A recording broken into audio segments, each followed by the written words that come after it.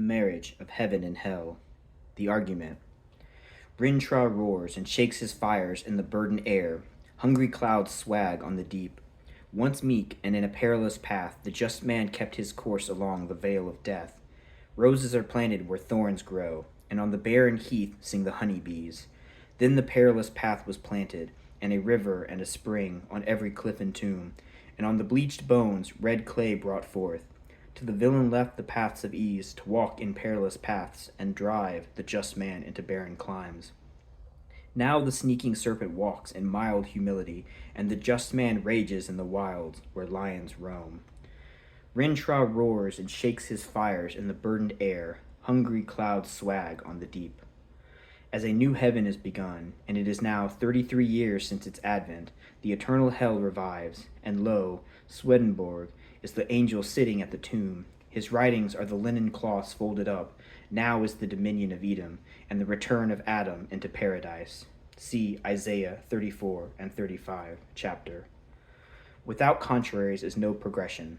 Attraction and repulsion, reason and energy, love and hate are necessary to human existence. From these contraries spring what the religious call good and evil. Good is the passive that obeys reason. Evil is the active springing from energy. Good is heaven. Evil is hell. The voice of the devil. All Bibles or sacred codes have been the cause of the following errors. 1. That man has two real existing principles, viz. A body and a soul. 2. That energy, called evil, is alone from the body, and that reason, called good, is alone from the soul. 3. That God will torment man in eternity for following his energies. But the following contraries to these are true. 1. Man has no body distinct from his soul, for that called body is a portion of soul discerned by the five senses, the chief inlets of soul in this age. 2. Energy is the only life and is from the body, and reason is the bound or outward circumference of energy. 3. Energy is eternal delight. Those who restrain desire do so because theirs is weak enough to be restrained, and the restrainer or reason usurps its place and governs the unwilling. And being restrained, it by degrees becomes passive till it is only the shadow of desire. The history of this is written in Paradise Lost, and the governor or reason is called Messiah. And the original archangel, or possessor of the command of the heavenly host, is called the devil, or Satan, and his children are called sin and death. But in the book of Job, Milton's Messiah is called Satan, for this history has been adopted by both parties. It indeed appeared to reason as if desire was cast out, but the devil's account is that the Messiah fell and formed a heaven of what he stole from the abyss. This is shown in the Gospel, where he prays to the Father to send the Comforter, or desire, that reason may have ideas to build on, the Jehovah of the Bible being no other than he who dwells in the flaming fire. Know that after Christ's death he became Jehovah, but in Milton the Father is destiny, the Son a ratio of the five senses, and the Holy Ghost vacuum. Note, the reason Milton wrote in fetters when he wrote of angels and God, and at liberty of devils and hell, is because he was a true poet and of the devil's party without knowing it. A memorable fancy. As I was walking among the fires of hell, delighted with the enjoyments of genius, which to angels look like torment and insanity, I collected some of their proverbs, thinking that as the saying used in a nation mark its character, so the proverbs of hell show the nature of infernal wisdom better than any description of buildings or garments. When I came home, on the abyss of the five senses, where a flat-sided steep frowns over the present world, I saw a mighty devil folded in black clouds. Hovering on the sides of the rock, with corroding fire, he wrote the following sentence now perceived by the minds of men and read by them on earth. How do you know but every bird that cuts the airy way is an immense world of delight closed by your senses five? Proverbs of hell. In seed time learn, in harvest teach, in winter enjoy. Drive your cart and your plow over the bones of the dead. The road of excess leads to the palace of wisdom. Prudence is a rich, ugly old maid courted by incapacity. He who desires but acts not breeds pestilence. The cut worm forgives the plow. Dip him in the river who loves water. A fool sees not the same tree that a wise man sees. He whose face gives no light shall never become a star. Eternity is in love with the production of time. The busy bee has no time for sorrow. The hours of folly are measured by the clock, but of wisdom no clock can measure. All wholesome food is caught without a net or a trap. Bring out number, weight, and measure in a year of dearth. No bird soars too high, if he soars with his own wings. A dead body revenges not injuries. The most sublime act is to set another before you. If the fool would persist in his folly, he would become wise. Folly is the cloak of knavery. Shame is pride's cloak. Prisoners are built with stones of law, brothels with bricks of religion. The pride of the peacock is the glory of God. The lust of the goat is the bounty of God. The wrath of the lion is the wisdom of God. The nakedness of woman is the work of God. Excess of sorrow laughs. Excess of joy weeps. The roaring of lions, the howling of wolves, the raging of the stormy sea, and the destructive sword are portions of eternity too great for the eye of man. The fox condemns the trap, not himself. Joys impregnate, sorrows bring forth. Let man wear the fell of the lion, woman the fleece of the sheep, the bird a nest, the spider a web, man friendship. The selfish, smiling fool and the sullen, frowning fool shall be both thought wise, that they may be a rod. What is now proved was once only imagined. The rat, the mouse, the fox, the rabbit watch the roots. The lion, the tiger, the horse, the elephant watch the fruits. The cistern contains, the fountain overflows. One thought fills immensity. Always be ready to speak your mind, and a base man will avoid you. Everything possible to be believed is an image of truth. The eagle never lost so much time as when he submitted to learn of the crow. The fox provides for himself, but God provides for the lion. Think in the morning, act in the noon, eat in the evening, sleep in the night. He who has suffered you to impose on him knows you. As the plow follows words, so God rewards prayers. The tigers of wrath are wiser than the horses of instruction. Expect poison from the standing water. You never know what is enough unless you know what is more than enough. Listen to the fool's reproach. It is a kingly title. The eyes of fire, the nostrils of air, the mouth of water, the beard of earth. The weak in courage is strong in cunning.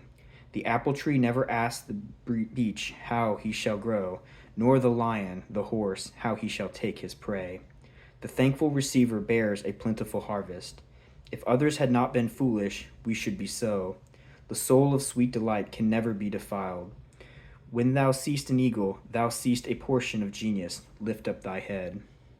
As the caterpillar chooses the fairest leaves to lay her eggs on, so the priest lays his curse on the fairest joys. To create a little flower is the labor of ages. Damn braces, bless relaxes. The best wine is the oldest, the best water the newest. Prayers plow not, praises reap not, joys laugh not, sorrows weep not. The head sublime, the heart pathos, the genitals beauty, the hands and feet proportion. As the air to a bird or the sea to a fish, so is contempt to the contemptible. The crow wished everything was black, the owl that everything was white. Exuberance is beauty. If the lion was advised by the fox, he would be cunning. Improvement makes straight roads, but the crooked roads without improvement are roads of genius. Sooner murder an infant in its cradle than nurse unacted desires. Where man is not, nature is barren. Truth can never be told so as to be understood and not be believed, enough or too much. The ancient poets animated all sensible objects with gods or geniuses, calling them by the names and adorning them with the properties of woods, rivers, mountains, lakes, cities, nations, whatever their enlarged and numerous senses could perceive. And particularly they studied the genius of each city and country, placing it under its mental deity, till a system was formed which some took advantage of, and enslaved the vulgar by attempting to realize or abstract the mental deities from their objects.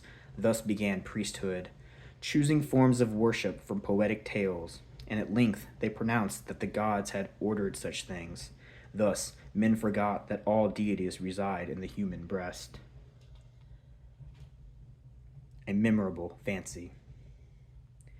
The prophet Isaiah and Ezekiel dined with me, and I asked them how they dared so roundly to assert that God spoke to them, and whether they did not think at that time that they would be misunderstood, and so be the cause of imposition. Isaiah answered, I saw no God, nor heard any, in a finite organical perception, but my senses discovered the infinite in everything, and as I was then persuaded, and remained confirmed, that the voice of honest indignation is the voice of God, I cared not for consequences, but wrote.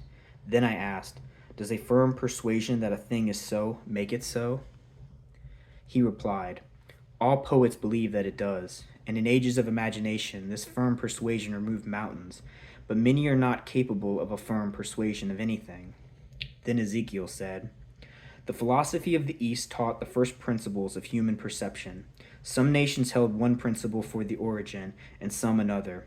We of Israel taught that the poetic genius, as you now call it, was the first principle, and all the others merely derivative, which was the cause of our despising the priests and philosophers of other countries, and prophesying that all gods would at last be proved to originate in ours and to be the tributaries of the poetic genius. It was this that our great poet, King David, desired so fervently, invoked so pathetically, saying, By this he conquers enemies and governs kingdoms. And we so loved our God that we cursed in his name all the deities of surrounding nations, and asserted that they had rebelled. From these opinions the vulgar came to think that all nations would at last be subject to the Jews. This, said he, like all firm persuasions, is come to pass. For all nations believe the Jews' code and worship the Jews' God, and what greater subjection can be? I heard this with some wonder, and must confess my own conviction. After dinner, I asked Isaiah to favor the world with his lost works. He said none of equal value was lost. Ezekiel said the same of his. I also asked Isaiah what made him go naked and barefoot 3 years. He answered, the same that made our friend Diogenes the Grecians. I then asked Ezekiel why he ate dung, and lay so long in his right and left side. He answered, the desire of raising other men into a perception of the infinite. This the North American tribes practice, and is he honest who resists his genius or conscience only for the sake of present ease or gratification? The ancient tradition that the world will be consumed in fire at the end of 6,000 years is true, as I have heard from hell. For the cherub with his flaming sword is hereby commanded to leave his guard at Tree of Life, and when he does, the whole creation will be consumed and appear infinite and holy, whereas it now appears finite and corrupt. This will come to pass by an improvement of sensual enjoyment. But first, the notion that man has a body distinct from his soul is to be expunged. This I shall do by printing in the infernal method, by corrosives, which in hell are salutary and medicinal, melting apparent surfaces away, and displaying the infinite which was hid. If the doors of perception were cleansed, everything would appear to man as it is, infinite. For man has closed himself up till he sees all things through narrow chinks of his cavern. A memorable fancy. I was in a printing house in hell and saw the method in which knowledge is transmitted from generation to generation. In the first chamber was a dragon man, clearing away the rubbish from a cave's mouth, within a number of dragons were hollowing the cave. In the second chamber was a viper, holding round the rock in the cave, and others adorning it with gold, silver, and precious stones. In the third chamber was an eagle, with wings and feathers of air. He caused the inside of the cave to be infinite, around where numbers of eagle-like men who built palaces in the immense cliffs. In the fourth chamber were lions of flaming fire, raging around and melting the metals into living fluids. In the fifth chamber were unnamed forms, which cast the metals into the expanse. There they were received by men who occupied the sixth chamber and took the forms of books and were ranged in libraries. The giants who formed this world into its sensual existence and now seem to live in it in chains are in truth the causes of its life and the source of all activity. But the chains are the cunning of the weak and tame minds which have power to resist energy. According to the proverb, the weak in courage is strong in cunning. Thus, one portion of being is the prolific, the other the devouring. To the devourer it seems as if the producer was in his chains, but it is not so. He only takes portions of existence and fancies that the whole. But the prolific would cease to be prolific unless the devourer, as a sea, received the excess of his delights. Some will say, is not God alone the prolific? I answer, God only acts and is in existing beings or men. These two classes of men are always upon earth, and they should be enemies. Whoever tries to reconcile them seek to destroy existence. Religion is an endeavor to reconcile the two. Note, Jesus Christ did not wish to unite, but to separate them, as in the parable of sheep and goats. And he says, I came not to send peace, but a sword. Messiah or Satan or Tempter was formerly thought to be one of the antediluvians, who are energies. A memorable fancy. An angel came to me and said, O pitiable, foolish young man, O horrible, O dreadful state, consider the hot burning dungeon thou art preparing for thyself to all eternity, to which thou art going in such career. I said, perhaps you will be willing to show me my eternal lot, and we will contemplate together upon it, and see whether your lot or mine is most desirable. So he took me through a stable, and through a church, and down into the church vault, at the end of which was a mill. Through the mill we went, and came to a cave. Down the winding cavern we groped our tedious way, till a void boundless as a nether sky appeared beneath us, and we held by the roots of trees and hung over them immensity. But I said, if you please, we will commit ourselves to this void, and see whether Providence is here also. If you will not, I will. But he answered, do not presume, O young man, but as we here remain, behold thy lot which will soon appear when the darkness passes away. So I remained with him, sitting in the twisted roof of an oak. He was suspended in a fungus, which hung with the head downward into the deep. By degrees we beheld the infinite abyss, fiery as the smoke of a burning city. Beneath us, at an immense distance, was the sun, black but shining. Round it were fiery tracks on which revolved vast spiders, crawling after their prey, which flew, or rather swum, in the infinite deep, in the most terrific shapes of animals sprung from corruption. And the air was full of them, and seemed composed of them. These are devils, and are called powers of the air. I now asked my companion which was my eternal lot. He said, between the black and white spiders.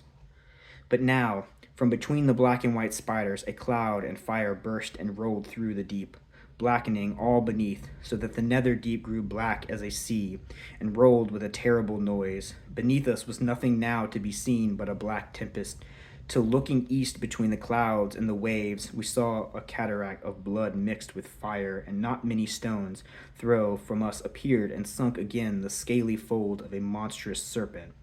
At last, to the east, distant about 3 degrees, appeared a fiery crest above the waves.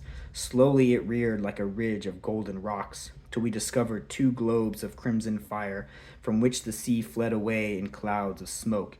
And now we saw it was the head of Leviathan. His forehead was divided into streaks of green and purple, like those on a tiger's forehead.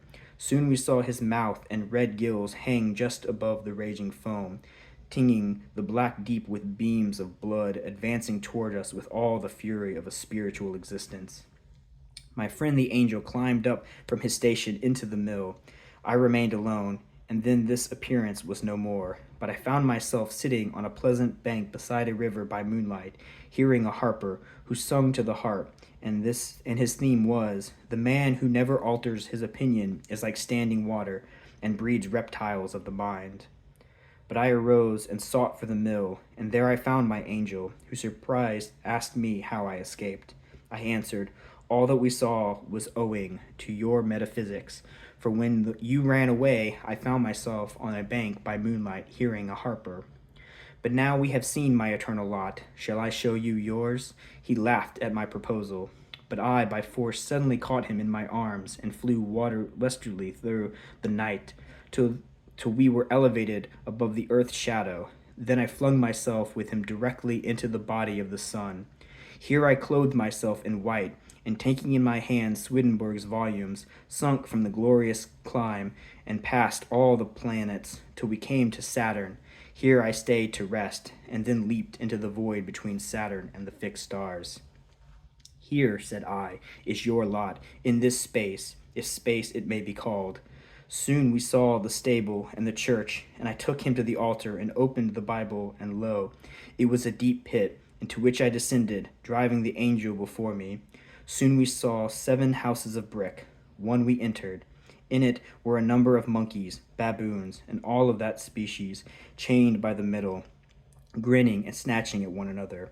But withheld by the shortness of their chains, however, I saw that they sometimes grew numerous, and then the weak were caught by the strong, and with a grinning aspect, first coupled with, and then devoured, by plucking off first one limb and then another, till the body was left a helpless trunk. This, after grinning and kissing it with seeming fondness, they devoured too. And here and there I saw one savorily picking the flesh off his own tail. As the stench terribly annoyed us both, we went into the mill, and I in my hand brought the skeleton of a body, which in the mill was Aristotle's Analytics. So the angel said, Thy fantasy has imposed upon me, and thou oughtest to be ashamed. I answered, We impose on one another, and it is but lost time to converse with you whose works are only analytics. Opposition is true friendship.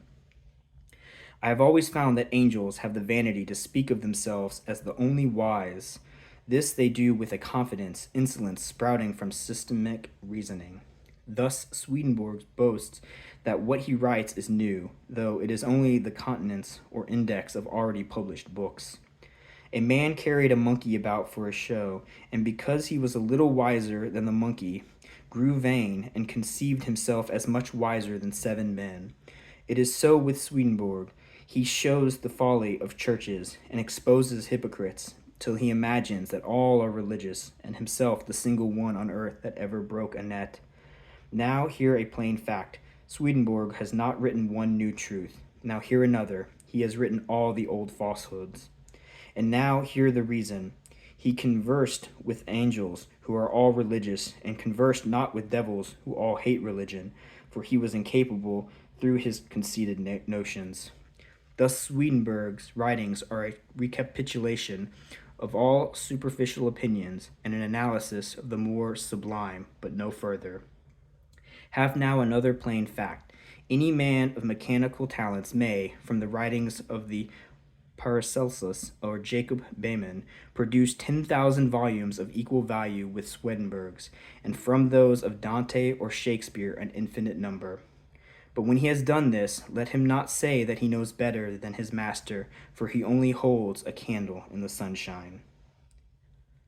A memorable fancy. Once I saw a devil in a flame of fire, who arose before an angel that sat on a cloud, and the devil uttered these words: The worship of God is honoring his gifts in other men, each according to his genius, and loving the greatest men best. Those who envy or calumniate great men hate God, for there is no other God. The angel, hearing this, became almost blue, but mastering himself, he grew yellow, and at last white, pink, and smiling, and then replied, Thou idolater, is not God one, and is not he visible in Jesus Christ? And has not Jesus Christ given his sanction to the law of 10 commandments? And are not all other men fools, sinners, and nothings? The devil answered, Bray, a fool and a mortar with wheat, yet shall not his folly be bent out of him. If Jesus Christ is the greatest man, you ought to love him in the greatest degree. Now hear how he has given his sanction to the law of 10 commandments. Did he not mock at the Sabbath, and so mock the Sabbath's God? Murder those who were murdered because of him. Turn away the law from the woman taken in idolatry. Steal the labor of others to support him. Bear false witness when he omitted making a defense before Pilate. Covet when he prayed for his disciples, and when he bid them shake off the dust of their feet against such a refuse to lodge them. I tell you, no virtue can exist without breaking these 10 commandments. Jesus was all virtue, and acted from impulse, not from rules. When he had spoken, I beheld the angel who stretched out his arms, embracing the flame of fire, and he was consumed and arose as Elijah. Note, this angel, who is now become a devil, is my particular friend. We often read the Bible together in its infernal and diabolical sense, which the world shall have if they behave well. I have also the Bible of hell, which the world shall have whether they will or not. One law for the lion, an ox is oppression. A Song of Liberty. 1. The eternal female groaned, it was heard over all the earth. 2. Albion's coast is sick, silent, the American meadows faint. 3. Shadows of prophecy shiver along by the lakes and the rivers and mutter across the ocean. France, rend down thy dungeon. 4. Golden Spain, burst the barriers of old Rome. 5. Cast thy keys, O Rome, into the deep downfalling, even to eternity downfalling. 6. And weep. 7. In her trembling hand she took the newborn terror, howling. 8. On those infinite mountains of light, now barred out by the Atlantic Sea, the newborn fire stood before the starry king. 9. Flagged with gray-browed snows and thunderous visages, the jealous wings waved over the deep. 10. The speary hand burned aloft, unbuckled was the shield, forth went the hand of jealousy among the flaming hair, and hurled the newborn wonder through the starry night. 11. The fire is falling. 12. Look up, O citizen of London, enlarge thy countenance. O Jew, leave counting gold, return thy oil and wine. O African, black African, go winged thought, widen his forehead. 13. The fiery limbs, the flaming hair, shot like the sinking sun into the western sea. 14. Waked from his eternal sleep, the hoary element roaring fled away. 15. Down rushed, beating his wings in vain, the jealous king, his gray-browed counselors, thunderous warriors, curled veterans, among helms and shields and chariots, horses, elephants, banners, castles, slings, and rocks. 16. Falling, rushing, ruining, buried in the ruins on Urthona's dens. 17. All night beneath the ruins, then their sullen flames faded, emerged round the gloomy king. 18. With thunder and fire, leading his starry host through the waste wilderness, he promulgated this 10 commands, glancing his beamy eyelids over the deep in dark dismay. 19. Where the son of fire in his eastern cloud, while the morning plumes her golden breast. 20. Spurning the clouds, written with curses, stamps the stony law to dust, losing the eternal horses from the dens of night. Empire is no more, and now the lion and wolf shall cease. Chorus.